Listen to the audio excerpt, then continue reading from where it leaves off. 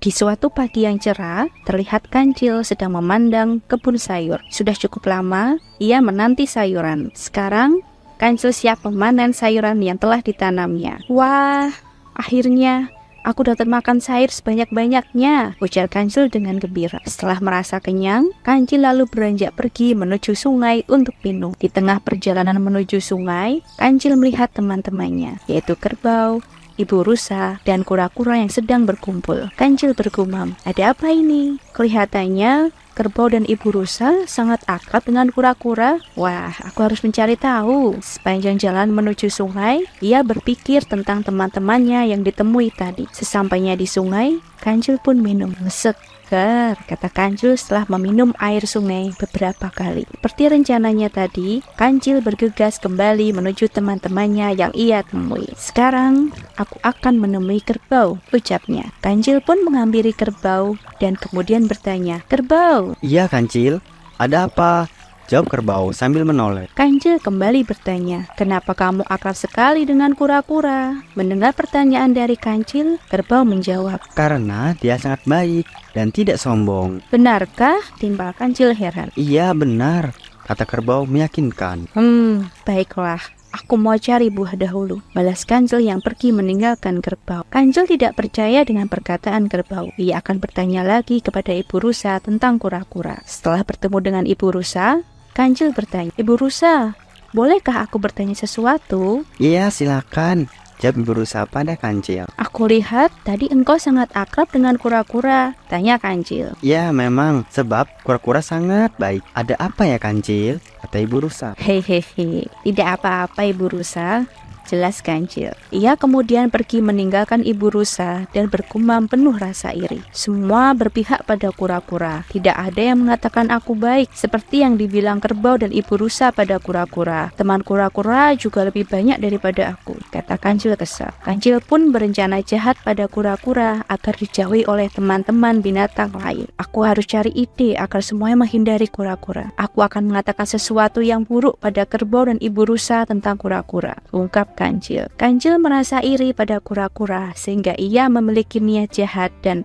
akan mencari kerbau serta ibu rusa untuk mengatakan sebuah kebohongan. Kemudian Kancil bergegas menemui kerbau. Kerbau, gawat, kamu harus berhati-hati dengan kura-kura. Kenapa Kancil? Jawab kerbau sembari bertanya. Tadi aku lihat kura-kura membawa minum untuk merpati. Namun setelah merpati meminumnya, ia langsung kencang-kencang dan kura-kura meninggalkannya, cerita Kancil. Kerbau yang mendengar cerita itu langsung ketakutan. Aku tidak mau berteman lagi dengan kura-kura, kata kerbau. Kancil pun tertawa dalam hati sambil berujar, hahaha, aku berhasil. Tidak hanya sampai di situ, Kancil juga menemui ibu rusa agar rencana untuk menjauhi kura-kura berhasil. Saat bertemu ibu rusa, Kancil kembali menceritakan kebohongan tentang kura-kura. Ibu rusa, teriak Kancil dengan keras memanggil ibu rusa. Ada apa Kancil?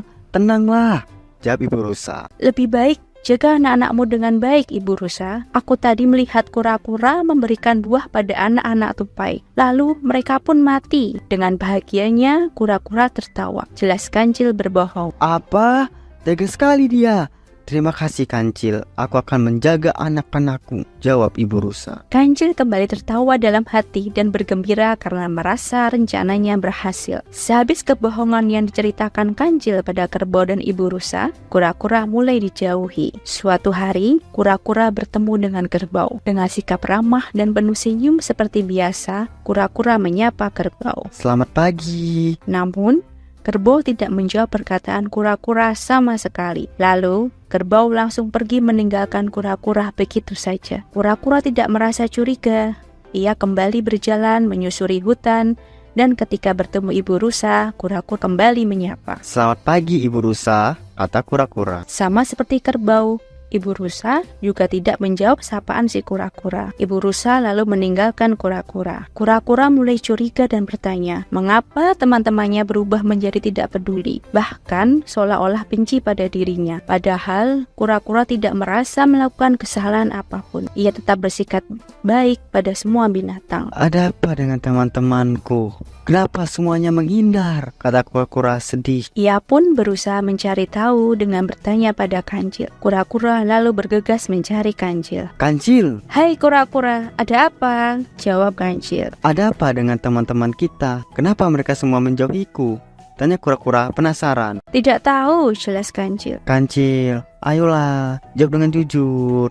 Bujuk kura-kura. Aku tidak tahu, kata kancil dengan kesal.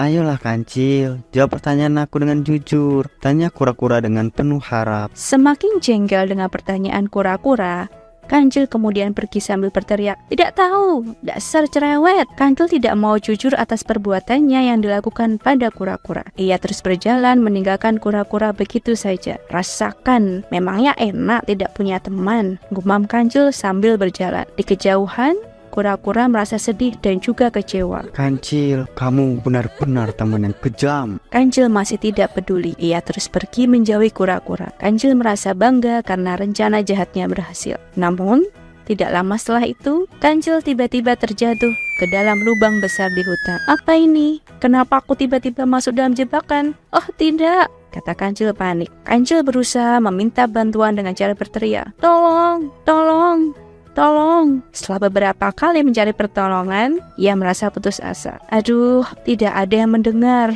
Aku takut.